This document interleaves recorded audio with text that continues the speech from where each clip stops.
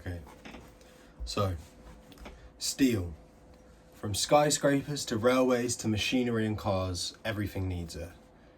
And for the world to progress in the way that it has in the last few hundred years, it's been an integral part of our growth and day-to-day life.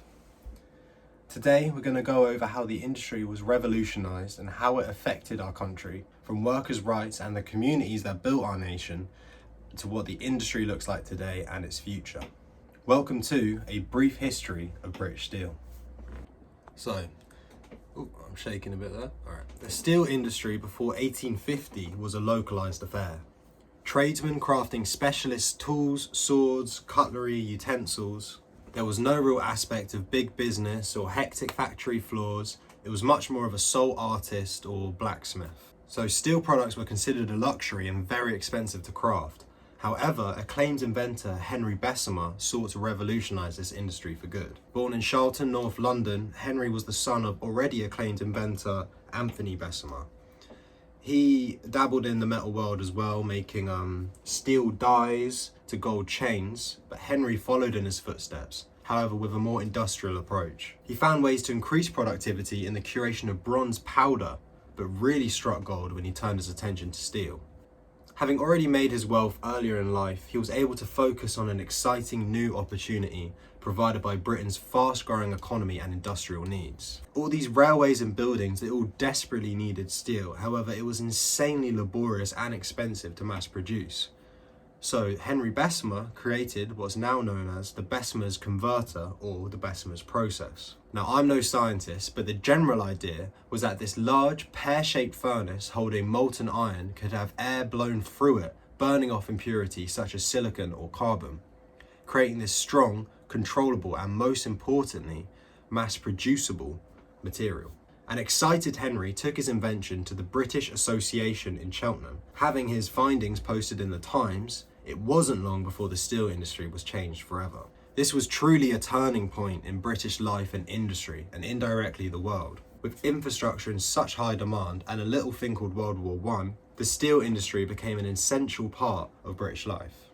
Now, most affected by this shift in industry was the Black Country, specifically Sheffield, being named the Steel City or the Steel Centre of the world. Despite sky-high profits and never-seen-before opportunity, little seemed to trickle down to the workers fueling this insanely lucrative industry. With relentless working conditions and even worse wages, the people of Sheffield and surrounding areas endured 12-plus hour working days, with let's just say not modern health and safety standards. Burning metals flying around and ear-piercing noises, and poor ventilation, to say the least. Man or woman, there was a place for you in the factory, if you didn't mind lung disease and very low pay. Obviously there was a problem here. Factory workers could rake in all the money and there was no sense of structure or properly enforced workers' rights. If you complained or demanded higher pay, you would just be replaced. There's new people turning 6 every day.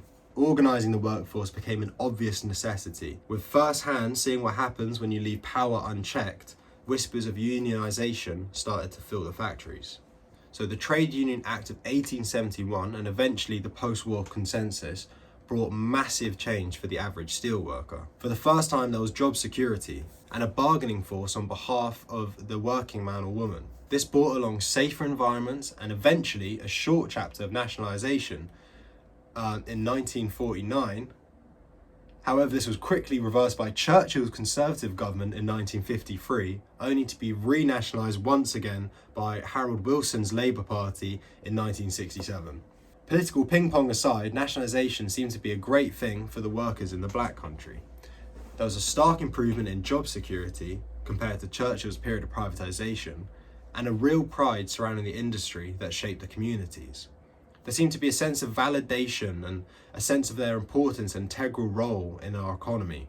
It gave them a proper sense of identity, and you can see that if you go to these areas today. However, the world was quickly changing, and pressure from advancements abroad, and I would theorise that a more conservative outlook, each for their own sort of attitude, started to sow the seeds of destruction.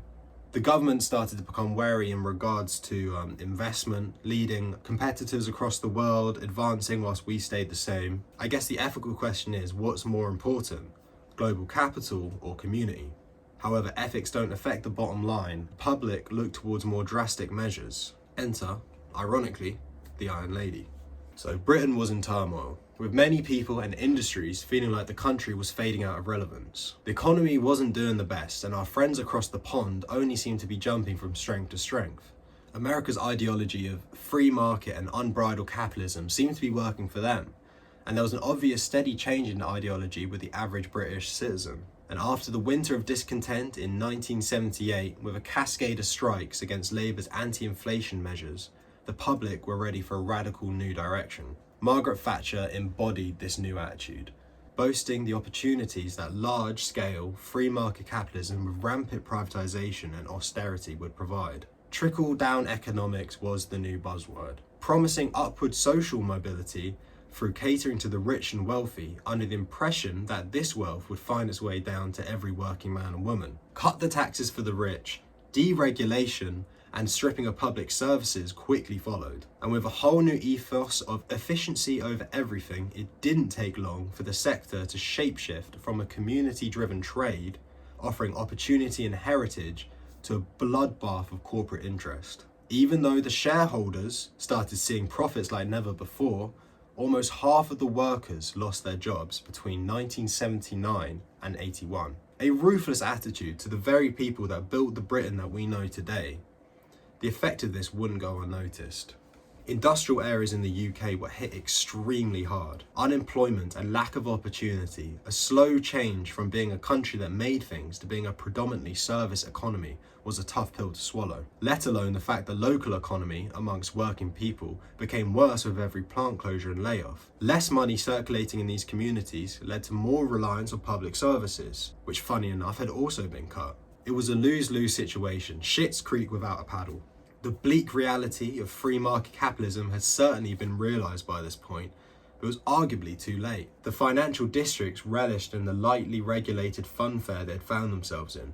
It seemed that in order to make an omelette, you needed to break a couple of eggs. Sadly, those eggs were everywhere apart from London, by the looks of it.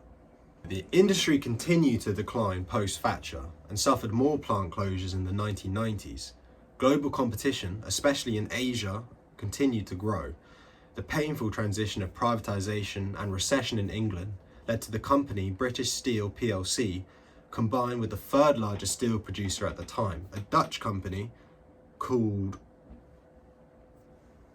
I'm just going to write that there because there's not a chance I'm going to say that properly. The trend of a downward spiral showed no sign of slowing down in the 2000s either, with more plant closures and even higher energy costs. The shift from making things to selling things in the British economy became rampant, with a record pace of deindustrialisation. Then came, of course, the 2008 financial crash, halting global demand, which had already been eaten up by China, leaving the industry in even dire straits. The pressure the British government felt to watch its spending was certainly felt when it came to investments in low carbon and more future-proof advancements. Essentially, we were already behind China when it came to output, and now we were also behind in technology. The sting of austerity is rarely felt in the moment, so the consistent lack of investment and the towns that once relied on this business being pushed away left little support and future-proofing.